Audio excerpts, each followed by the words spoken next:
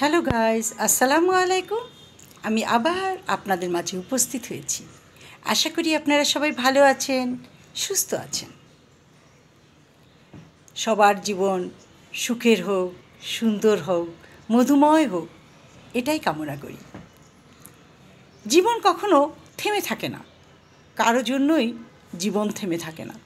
একটা জিনিস চিন্তা করে দেখুন, মানুষ যখন তার জীবনের সবচেয়ে প্রিয়জনকে হারিয়ে ফেলে, প্রথম 1 সপ্তাহ 2 সপ্তাহ সে খুব কষ্টে থাকে, তারপরেও কষ্ট থাকে, জীবনে কষ্টটা থেকে যায়।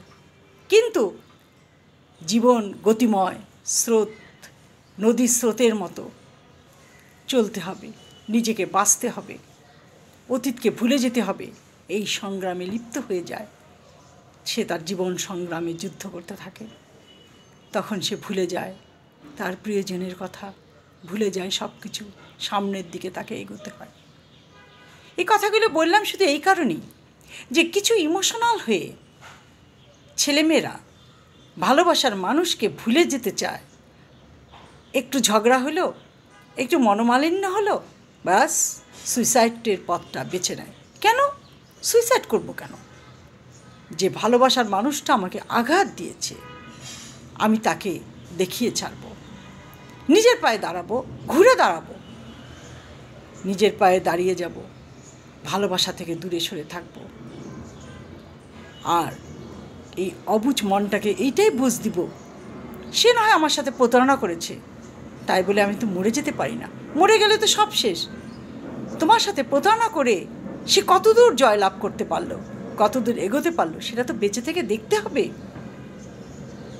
আর মরে গেলে মাটির নিচে চলে গেলে আর কি দেখবে? ওখান থেকে আর কি দেখা যাবে? আর সে তো মনে রাখবে না।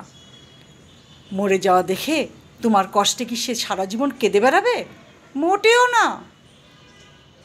সে অন্য সঙ্গী বেছে নেবে, তার জীবনটাকে সে গুছিয়ে নেবে। তুমি ঘুরে দাঁড়াও, নিজের পায়ে দাঁড়িয়ে যাও, তারপর দেখবে ভালোবাসা এসে তোমাকেই ধরা দিবে। কারণ জীবন কখনো কারোর জন্য থেমে থাকে না। ঘড়ির সময় যেমন কারোর জন্য থেমে থাকে না, নদীর স্রোত যেমন কারোর জন্য থেমে থাকে না, ঠিক তেমনি জীবনটা এরকমই, কারোর জন্য জীবন থেমে থাকে না। সন্তানটা মারা গেল, তাই বলে মাকে মেরে ফেলবো? কেন মেরে ফেলবো? সন্তান তো মারা যেতেই পারে, আল্লাহ হয়তো তার হায়াতটা অতটুকু রেখেছে, ওইটা হয়তো তার ওসিলা ছিল মৃত্যুটা, তাই বলে তো মাটাকে মেরে ফেলা যায় না। কিন্তু আমরা সমাজে কি করি? সন্তান মরে গেল, মাকে মেরে ফেলি, সন্তানের কিছু হলো, মাকে মারধর করি। কিন্তু একবার কি ভেবে দেখেছি যে মাটাকে কেন মারব? এটা হয়তো তার নিয়তিতে ছিল, তার ভাগ্যে ছিল। তাই বলছি, জীবন কারোর জন্যই থেমে থাকে না, কাজেই কখনোই থেমে থাকবেন না।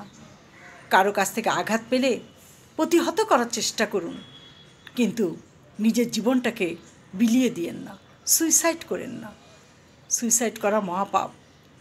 তার থেকে আসুন না, আমরা সবাই সুন্দর একটা সমাজ গড়ে তুলি, যেখানে প্রত্যেককে ভালোবাসবো, কেউ কাউকে প্রতারণা করব না। আজ এই পর্যন্ত। ভালো থাকেন, সুস্থ থাকেন। আল্লাহ হাফেজ।